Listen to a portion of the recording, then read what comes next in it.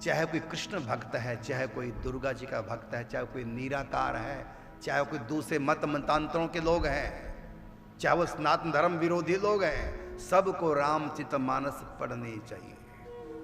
एक मनुष्य को कैसे जीवन जीना है, इसलिए इस ग्रंथ का नाम रामचरितमानस है। चरित्र मनुष्य का होता है, चरित्र ना देवताओं का होता है, ना जानवरों का होता है, ना परमात्मा का होता है। चरित्र होता है केवल मनुष्य का।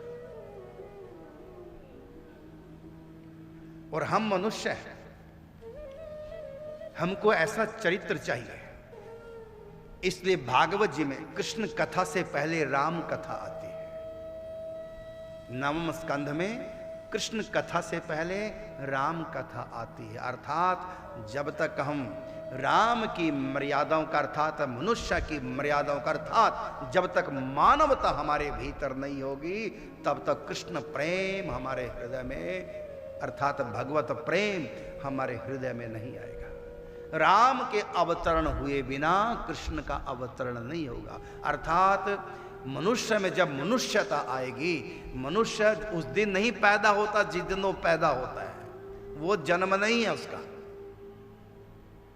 मनुष्य उस दिन उसका जन्मदिन होता है जिस दिन उसमें मनुष्यता आती है। और मनुष्यता यही है, सबके भीतर भगवान निज प्रभु मैं देखई जगत कही सन कराऊं विरोध। सबके भीतर मेरे प्रभु हैं, ये भाव जिसके भीतर आ गया है वही पूर्ण मनुष्य है। और उसका अब अंतिम जन्म हो गया, अब दोबारा उसका जन्म नहीं होगा, क्योंकि वो पूरा मानव बन गया है। तो परमात्मा पूर्ण मानव है, तो पूर्ण मानव से मिलने के लिए हमको भी पूर्ण मानव बनना है।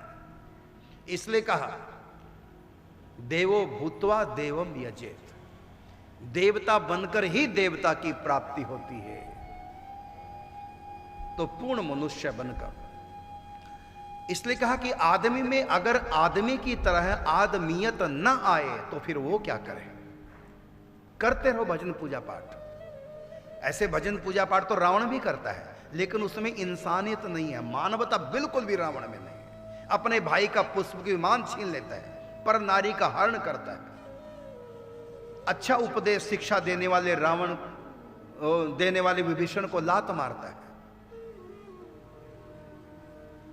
अच्छा उपदेश करने वाले हनुमान जी की पूंछ में आ लगाता है रावण। ना अपने नाना की मानता, ना अपने बाप की मानता, किसी की नहीं मानता। अपनी पत्नी पतिव्रता उसमें संतोष नहीं है, दूसरे की हरण करके लाए।